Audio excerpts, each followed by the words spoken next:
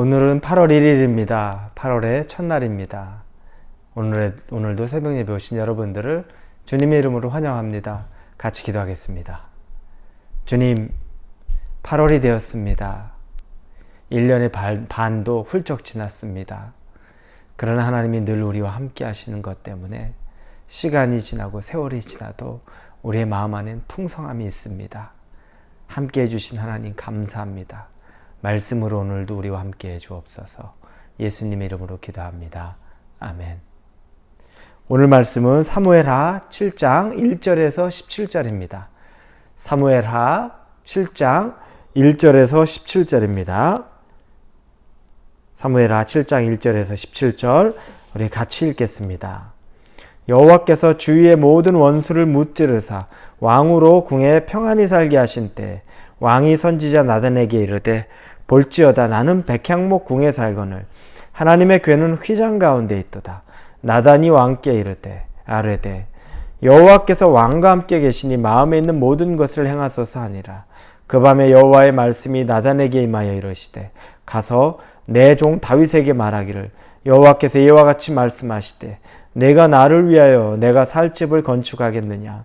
내가 이스라엘 자손을 애굽에서 인도하여 내던 날부터 오늘까지 집에 살지 아니하고 장막과 성막 안에서 다녔나니 이스라엘 자손과 더불어 다니는 모든 곳에서 내가 내 백성 이스라엘을 먹이라고 명령한 이스라엘 어느 지파들 가운데 하나에게 내가 말하기를 너희가 어찌하여 나를 위하여 백향목 집을 건축하지 아니하였느냐 하고 말하였느냐. 그러므로 이제 내 종 다윗에게 이와 같이 말하라.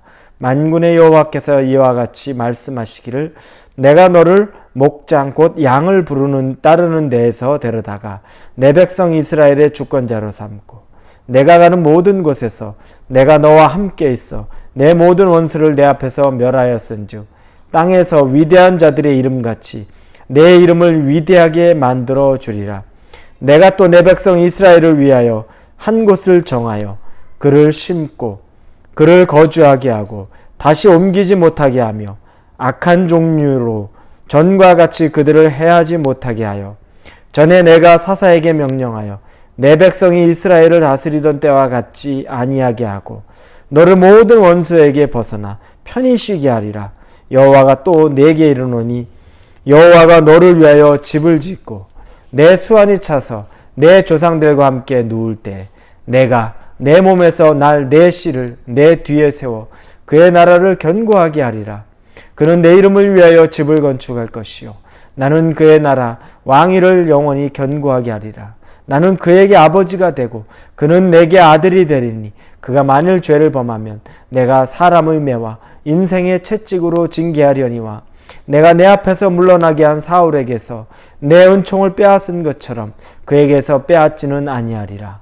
내 집과 내 나라가 내 앞에서 영원히 보존되고 내 왕위가 영원히 견고하리라 하셨다 하라. 나단이 이 모든 말씀들과 이 모든 계시대로 다윗에게 말하니라. 아멘. 이제 오늘 본문의 7장 1절에 보니까 여호와께서 주위의 모든 나라들 군대를 물리치시고 이제 다윗으로 더불어서 궁전에 평안히 살겠다고 이야기합니다. 그런데 다윗은 참 하나님을 사랑하는 사람이라는 걸 알 수 있습니다. 어떤 부분에서냐면 그런데 그 마음 안에 자기는 궁 안에서 평안히 사는데 하나님의 궤가 하나님의 성전이 없는 것에 대한 안타까운 마음, 가슴 아픈 마음을 가지고 있는 겁니다. 우리 이런 마음 갖기 쉽지 않습니다. 우리는 내가 어렵게 살다가 내가 이제 정착하게 되면 내 것 계속 채우느라고 바쁘지 다른 사람 잘 돌아보지 못합니다. 그런데 다윗은 하나님을 돌아보게 됩니다. 그 얘기를 나단에게 하자 나단 선지자가 왕이 원하는 대로 하십시오 라고 얘기합니다. 그리고 그날 밤에 하나님이 나단 선지자에게 나타나서 말씀하십니다. 4절부터 5절에 4절 그 밤에 여호와의 말씀이 나단에게 임하여 이르되 가서 내 종 다윗에게 말하기를 이렇게 쭉 얘기합니다. 하나님이 말씀하시는 요지는 뭐냐면 하나님이 이스라엘 자손을 애굽에서 인도하여 내던 때부터 하나님은 어떠한 곳에 한 곳에 거처를 정하지 않으셨다는 거죠. 장막으로 계속 회막으로 옮겨 다니면서 이 백성들과 동행했다는 겁니다. 그리고 어느 지파에게도 백향목으로 내 집을 지어라 라고 명령하신 것도 없다고 말합니다. 이 말은 무슨 말입니까? 하나님은 하나님의 집이 사실은 필요가 없다는 얘기입니다. 그런데 이 말 속의 의미를 가만히 우리가 좀 더 묵상해 보면 우리에게 깊은 울림이 됩니다. 하나님은 반대로 우리가 하나님을 예배당이라는 것을 딱 만들어서 일주일에 한 번 하나님 찾아가는 것, 그렇게 제안해 버리는 것이 우리의 많은 모습이었습니다. 그래서 주일 예배 때 하나님에게 간절한 것처럼 나오지만 나머지 6일 동안에는 하나님 없는 것처럼 살고, 또 주일에 가서 하나님 만나려는 것, 하나님은 그 공간에만 딱 계시는 분으로 우리 스스로가 하나님을 그렇게 대했습니다. 그런데 하나님은 당신 자신을 말하면서 당신은 그렇게 한 곳에, 성전이라고 말하는 곳에, 멋진 곳에, 사람이 만든 곳에 거기에 거하는 분이 아니라는 겁니다. 우리 인생과 우리 인간과 늘 같이 거하기를 원하신다는 겁니다. 여러분, 이건 굉장히 중요하죠. 하나님의 본질을 잘 알아야 됩니다. 하나님은 우리와 동행하는 것, 매일 우리와 함께하는 걸 원합니다.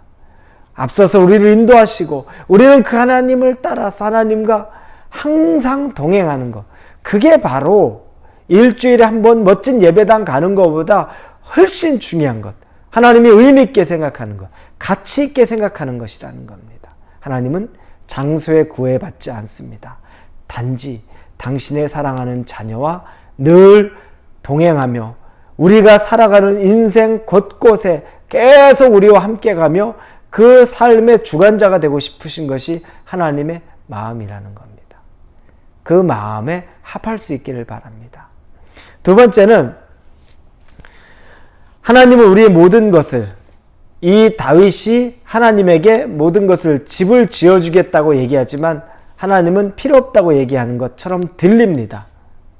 그래서 너가 해주는 거 별로 의미 없어. 난 다 있는데 뭐야. 네가 기껏 해봐야 뭐 그게 뭐 나 중요한 거 아니야. 이렇게 들릴 수 있습니다. 그런데 하나님 마음까지 그럴까요? 하나님은 우리가 동행하는 분이라고 얘기하지만 하나님 마음은 다릅니다. 오늘 본문에 그 이야기가 다 끝난 다음에 8절에 7절부터 내가 뭐 백향목 집을 너희들에게 건축하라고 명령했냐 말했냐, 나 그거 필요 없다, 이런 뉘앙스로 말씀하시고 난 이후에 8절, 그러므로 이제 내 종 다윗에게 이와 같이 말하라. 만군의 여호와께서 이같이 말씀하시기를 내가 너를 목장 곧 양을 따르는 데 데려다가 내 백성 이스라엘의 주권자로 삼고, 쭉 얘기합니다. 그리고 내가 너를 세웠고, 그리고 내가 네 후손까지도 함께 할 것이고 대대를 이어서 내가 너희에게 영광을 받을 것이다. 너를 축복할 것이다. 자손을 축복할 것이다. 이렇게 약속을 하십니다. 이건 하나님이 야, 너 쓸데없는 짓 하지 마. 뭐 집 니까 진 게 뭐 나한테 집 지어주는 게 대단할 것 같아. 나 그런 거 필요 없어. 이렇게 얘기하는 것 같아도 하나님 마음이 그렇지 않다는 거죠. 하나님은 우리들의 마음이 하나님에게 전달되는 것. 사람도 똑같은 부분이 있잖아요. 뭘 해줘서 안 해줘서가 아니라 마음이 있는 것 없는 것에 대해서 하나님도 깊은 감동을 받은 겁니다. 그래서 그 다윗의 그 마음을 아시고서 은혜와 복을 내려주시는 겁니다. 여러분, 우리가 이 말씀을 보면서 생각해야 될 부분이 바로 거기에 있습니다. 우리가 뭐 하나님한테 하나님 다 아시잖아요. 그러니까 구하지 않고 뭐 하나님이 다 채워주실 것이니까 내가 이렇게 하지 않고, 근데 하나님은 그걸 원하지 않는다는 거죠. 우리와 인격적인 관계 속에서 우리의 마음을 하나님이 받고 싶은 거죠. 그리고 우리의 마음을 받으면 하나님은 그 받았던 마음에 대한 사랑의 또 다른 고백을, 우리에게 보여주시는 은혜를 또 내려주시기를 원하는 겁니다. 그러니 여러분, 우리가 하나님에게 뭐 내가 이렇게 한다고 뭐 하나님이 얼마나 클까? 그렇게 생각하지 마십시오. 우리의 마음에 있는 것이라면 다윗처럼 표현하십시오. 다윗처럼 하나님에 대한 사랑을 증거하십시오. 고백하십시오. 하나님이 야, 네가 그렇게 하는 거 나 다 필요 없어. 그러나 필요 없다고 해서 마음도 필요 없다고 여기는 것이 아니라는 거죠. 내가 드릴 수 있는 게 하나님 이거밖에 없는데요. 하나님 뭐 이게 얼마나 하나님에게 도움 되겠습니까? 하나님 그러겠죠. 그래, 그거 뭐 얼마나 큰 도움 되냐.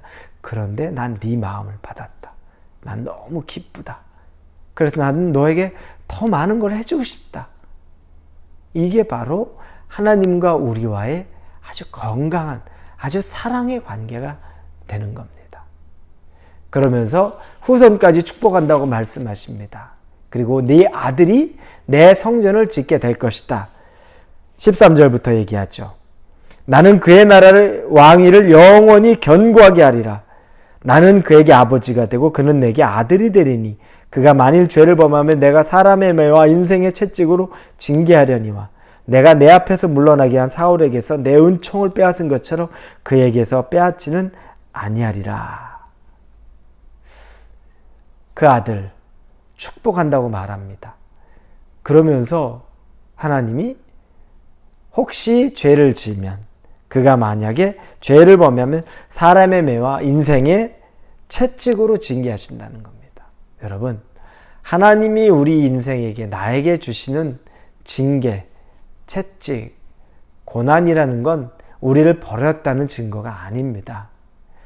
아버지와 아들의 관계에서 설명을 합니다. 왜냐? 돌이키기를 원하기 때문에. 정신 바짝 차리게 하려고 하는 거지, 우리에 대한 사랑은 아무 변함이 없다는 겁니다. 오히려 하나님이 사랑하기 때문에 혹시 놀랄까봐 미리 얘기하는 거죠. 그것 때문에 내가 너를 버렸다고 생각하지 마. 나는 절대 네 가정을 버리지 않아. 네 자녀를 버리지 않아. 후손을 버리지 않아. 하지만 징계와 채찍은 있을 수 있어. 왜냐하면 내가 사랑하기 때문에 빨리 다시 나에게 돌아오기 위해서 내가 하는 거야 라고 하나님은 말씀하십니다. 여러분, 고난과 채찍이 하나님의 자녀에게는 당연한 겁니다. 그게 하나님과 우리의 사랑을 끊을 수는 없습니다. 혹시 여러분이 지금 고난과 채찍 가운데 있다고 생각하십시오. 그래서 하나님이 나를 사랑하지 않는다고 생각하십니까? 그건 아무 상관없는 이야기입니다. 마귀의 속임수입니다. 하나님은 사랑하는 자에게 매와 채찍을 허락합니다. 아버지가 아들에게 그럴 수 있는 것처럼. 그러나 그에게 영원히 사랑을 거두지 않는다고 말씀하십니다. 오늘 8월 1일입니다.